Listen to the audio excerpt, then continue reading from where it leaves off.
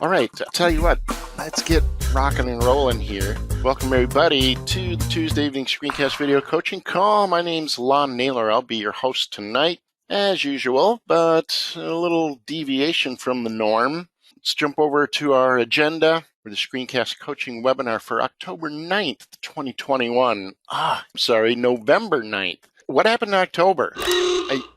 It's November already, and so, we're going to kind of roll into that. Time flies, I tell you. Let's take a look at what we got racked up a little bit tonight. One, hopefully, I think all you folks are on my mailing lists. Camtasia Mastery Pro, the next version of Camtasia Mastery is out. It is ready. People are flooding and flocking to it, loving it, buying it, and acclaiming it as like one of the greatest pieces of software training ever created.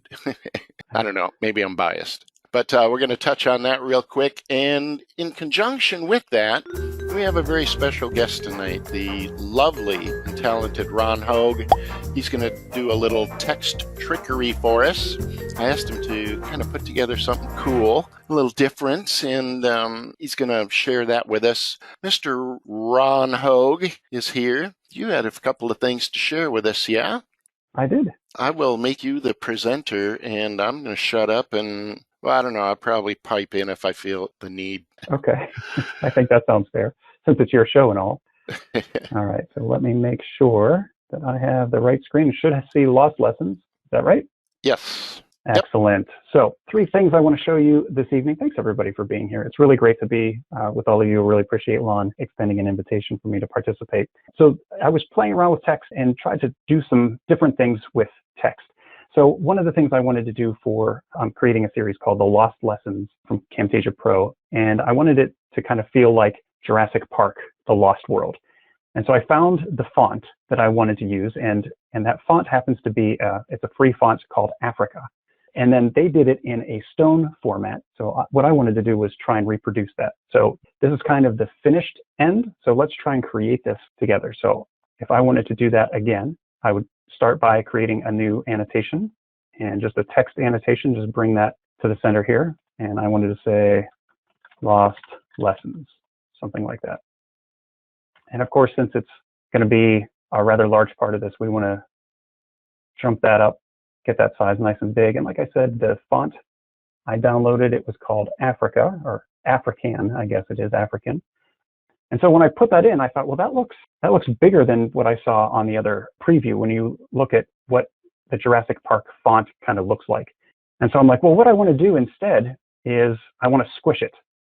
And you may know that a way to squish things in Camtasia, I'll show you here. I'll grab something else. Let's grab a video. And if I grab myself here and I'm looking here off camera, you can hold down the Shift key while you're resizing and you can squish things, right? Just like that. So if you wanted to distort something, and you know, I think that looks awful, but if you wanted to do that, you can do that by holding down the Shift key as you resize. Okay. So I wanted to do the same thing here. So I hold down Shift and I'm dragging over and it's just getting smaller. I'm like, what? I want to get it skinnier. How do I do that? Well, the nice trick for that is just group this text as a single item by itself. So a good keystroke there is Control-G. So it's already selected, Control-G. Now I have a group. And so with that group selected, I'm going to hold down Shift, try the same thing, and sure enough, now I can squish it. All right, so if you're trying to do something that you think should work in Camtasia and it's not, try grouping that item first. So that was the first thing, was group it and then hold down Shift to resize it. So now I have this part of it. The next thing I wanted to do, I noticed like the first letter of each was a little bit bigger. So I'll go in here, I'll double click, and then I'll double click again. So when I double click the first time, it brought me into the group. And what I'll do is I'll just select the first letter here. It was, looks like 224. Maybe I'll go to 300. That's probably a little bigger than I want. How about 275 might be a good number. Yeah, something like that. And I'll do that for this one as well. So if you didn't know, you can select just one single character if you need to, and just change the size of that. So I think that looks better. Now we have it looking the way we want. And the next thing I need to do then is for us to have this stone look. How am I going to get this to look like stone? It's not a color that I can apply, right? When I'm looking at my font choices, I look and I say, well, I can pick just about any color I want, but stone isn't in that list. So what am I going to do? Well, I'm going to do an alpha matte so that I can see through, and I'm going to put stone behind this text. All right, and then I'm going to see through this text to the stone that's behind. Now, you might have a stone asset somewhere, but I didn't. So I went to Pexels, P-E-X-E-L-S, Pexels.com. Lots of great free stuff here. I started by typing stone and things like that, and then I went to granite, and I found some good granite images. So I grabbed one of these, I downloaded it, it's free, it has the CC0 license. When we think about Creative Commons 0, that means we can use that however we like. And so, if I wanted this one, for example, I could just click the download button there, and then it would download to my machine. So I already have it. I don't need to download it. What I want to do is bump up this group one track and then put the granite behind it. So I'm just dragging it down there on my timeline. And you can see this granite is not in the right dimensions. It's sitting here in portrait instead of landscape. So I'm just going to grab that rotation handle, spin that around, and then make it a little bigger so it goes out as far as I need. Next thing I'm going to do is then let's try and apply that alpha. So you'll probably remember that this eye icon on the right that would disable our tracks. If we just click it with a left click, I'm going to right click that instead to get the alpha matte. And so when I click alpha, now I see that this looks like stone. And then what I did with the stone was, I just tried different positions, right? I said, well, where does it look better? Up here, down here, over there. Oh, well, and you can, I think I scaled this up to 100% or something like that at one point and found the exact sort of stone look that I wanted. So I thought that was a neat way to create a stone-like font. And so that might be something you want to do. Of course, you might not want stones. You might want, I don't know, bubbles or balloons, or who knows what you might want. The sky, you want clouds, anything. Find what you want. Make sure that font that you're using is going to be a nice big font, a nice thick font so you can see behind it. And then just right-click that eye icon, enable the alpha, and put that background image there. So that is the first of the items I wanted to show you. Any comments or questions on that before I move on? Yeah, I'll just note that I think it's a good lesson, if you will, in creating a visual asset to convey a message, right? And you kind of touched on it in the beginning. You wanted it to look like the Jurassic Park thing. Well, why did you want that? Well, because the concept and the thing you want people to maybe visualize and kind of get behind and be able to get behind visually is to show them this kind of creative, specifically to perform a certain function. And I liked the way you just walk through the process of thinking about it, finding the stuff, and then kind of coming up with it. Okay, what else you got? So the next thing I wanted to do was create an inner shadow. Now, what does this mean? So I saw a creative somewhere out in the world where they showed this item and they showed a shadow inside the letters. Instead of a typical drop shadow would be outside the letters, this one was inside. And so I want to try and reproduce this for you, and then if we have time, show you an animation in it as well.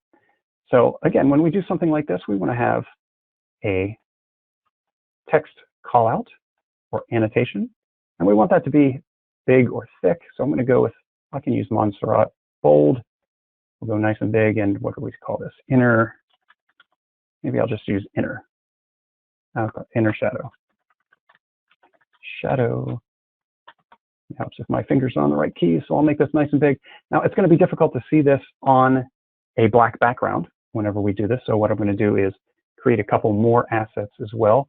I'm going to grab a white background and, well, yeah, I'll set this.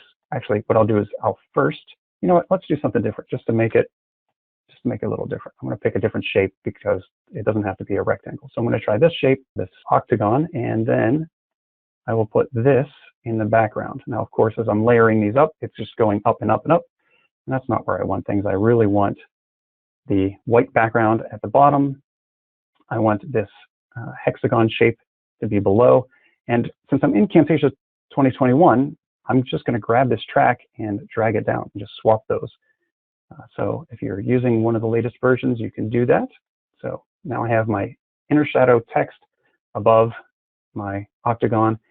And I am going to change the color of the octagon as well while I'm here. And of course, I want to select it. And like I said, just going to be easier to see that inner shadow whenever everything is white. All right. So right now, I'm going to change my text so we can see it. We'll make it black. Now the idea here is we need to cut this inner shadow text out of the shape. All right, so how do we cut that out? Well, just like we did before, we're going to right click, and what we did before was alpha. This time we want to do an alpha invert. So I want to show everything except the text. I'm going to do an alpha invert, and now it's seen through white on white. That's not very helpful. Maybe I'll make this just a little less white so we can see what we have here. And then I want to be able to add the drop shadow. And so you say, okay, well, Ron, I know how to add a drop shadow. I go over to visual effects, I grab the drop shadow, and I just drag it over. And we drag it over, and I don't really see anything. Okay, well, let me undo that, Control Z. I mean, there was a little bit there. I mean, if I do a Control Y, there's just a very slight change when I alternate between those. And I found that I had a hard time doing this. So what I was able to do instead was to grab these two items, so that the text and the shape together. And just like before, I couldn't get it to do what I wanted. So Control G to group. All right, so now I'm going to turn off that alpha invert. And now I have this group of these two items together. Now I'm going to drag drop shadow over. And when I do, oh, there it is. You should be able to see it inside. Now, I want it right in the center. So I'm going to put this in the center. So the angle, do you want the shadow to be up and to the left, or do you want the shadow to be down to the right? I want it to be right in the center. So I'm going to leave that there at the center. That's the first part.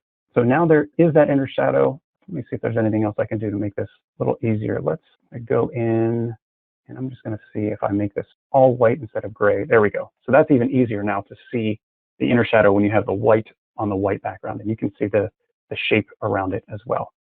So if you're looking for this kind of inner shadow effect, the key again, just group. But the real reason I wanted to do this in the first place was because the animation that I saw had this thing moving. And that's where I really think the value in this comes. So I'm going to go a little further over into my group here. I'm going to make sure it's selected on the timeline. I want to add an animation. So I'm going to Shift A to add that animation. And when I go to the properties here, let's do this. Let me make sure, yeah, we're right in the center, 0, 0, perfect. So what I'm going to do is I'm going to say, let's move this whole group up and to the left. So if I move it up, that's in the positive Y direction. I'm going to go 25 up. And then in the X direction, I want to move it to the left. So that'll be a minus 25 in the X direction. All right. So I'll just show you. It doesn't look very exciting, but I'll play through. You see it just moves up and to the left. Okay, that's fine. I don't really see what's so great about that. I'm going to also enable my easing to linear here. Actually, you know what? I'll wait and show you that later, why that's going to be useful to us. Now, the other thing I think makes this look really cool is when I go back to the drop shadow, we have the offset at 0, meaning it's right in the center for the shadow. I'm going to change this now to 25. And when I do that, you can see that the shadow shifted down and to the right, 25. Now, what's cool here then is when I animate this. So I'm just going to show you frame by frame. When I move, and I'm using the period key to move to the right, what you see is as the item moves up and to the left, did I say up and to the right at one point? I meant up and to the left if I said it wrong. It kind of like leaves the shadow there. All right, now it doesn't do it perfectly. So that's really why I need to enable easing and make it linear. Now, again, I know that animations don't come through great on GoToWebinar, but I want to show you here. I'll just play through this. And if that played well at all, you should see it looks like a piece of paper or something that's kind of coming off the screen and the shadow stays in place. And I think that's a really cool effect too. So if I was talking about something maybe important in a video and I wanted to highlight it, I might do something like this. And I might make it a little faster as well, like 15 frames. So let me just show you that real quick here. Yeah, so just a neat effect. If you wanted an inner shadow, you wanted to cut out the letters, show some depth between the call out and what's behind it. That's cool. It's almost like it extrudes itself, I think might be a way to characterize it. Yeah. Play that again. All right. I want to see that. Play it again. Oh, yeah. Yeah. Nice. That's sweet. I think it's cool. All right. So I have one more thing to show you, and that is how I would outline any font. So one of the things that I saw, or you might even see in a promotional video for Camtasia Pro, is showing an outline font and then filling it in with a color. So I want to show you how I do that either when I have a dark background, like here, or if I have a light background, like here. Now, I went out and purchased a font that had an outline version. I found one that I really liked, and if you're curious about that, we can tell you exactly what that is. I think it's better, though, that I can show you how to make any font like that, and you don't have to spend the $15 that I spent to get this. So the two ways to do this are really just with glow and with drop shadow, like we used before. So again, I'll grab my text annotation just like last time. I'll throw it here somewhere middle-ish. I will make it nice and big, and I'll pick, again, a bold. We did Montserrat already. Let's do here we go. Let's do a Lado black. Okay, it really doesn't make that much of a difference. So what I want to do is do an outline for this specific word. How am I going to do that? Well, let's start by creating that text wherever we want it on the screen. If I want it here in the center, great. All I'm going to do is Control-C to copy, Control-V to paste. And then, just like before, I'm going to do an alpha option. I'm going to do alpha invert. And when I invert, you see there's a really slight outline. It's kind of there and kind of not there. Well, what do I want? Well, I really want the outline to be a little bit bigger. How do I make it a little bigger? Well, I already mentioned it before. I'm going to go to glow. So I chose visual effects on the left. I'm going to grab glow and drag it to the item at the bottom.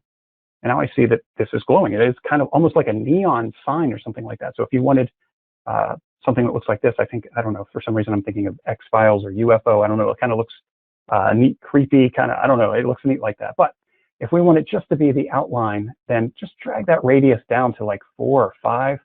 And you see you get a nice, clean outline for that text. All right. So again, any font, any size, just make sure it's in the same position, because of course, if I were to move one of these, then that changes things too. It gives you kind of a neat look as well. If we wanted to, step this out a little bit, you could do some neat things that way. But that's how we would do it with outlining the font if we had a dark font and needed a light background with glow. And I'll just show you again if we had. Before you move on there, Ron, what happens if you bump the intensity on the glow out? Yeah, it's not too bad if you go down, but yeah, when you blow it out at these lower numbers, not a problem. But if you go up just a little, little farther, then yeah, it can get crazy if you go, if that radius is too high with the intensity at 100. So if you keep that radius down between 3 and 5, I would say right in that area, then yeah, probably the intensity is not going to matter a whole lot. Yep, a couple of things to play with there. It looks like you get around 65 and higher is probably where you want to be with that. And yeah, right. that's a good outline looking kind of a deal. Cool. And then we'll just do it real quick. I know I'm kind of a little over time. I'll go ahead. I will do that same thing. Copy. I'll paste it. We'll paste it once more. I'll disable that track matte. So if we have other text, if we want this to be dark instead. Oh, did I grab the one with the glow? Let's turn off that glow. I'm going to delete that effect on both of these guys. I'm just expanding the bottom there, and I'm going to right click that effect and delete that effect. So we have just clean outline. And if you want to see it here, make the text black so you can see it. But same idea. I'm going to do an alpha invert like I did before. This time though, instead of adding glow, I'm going to grab that drop shadow, and a similar idea.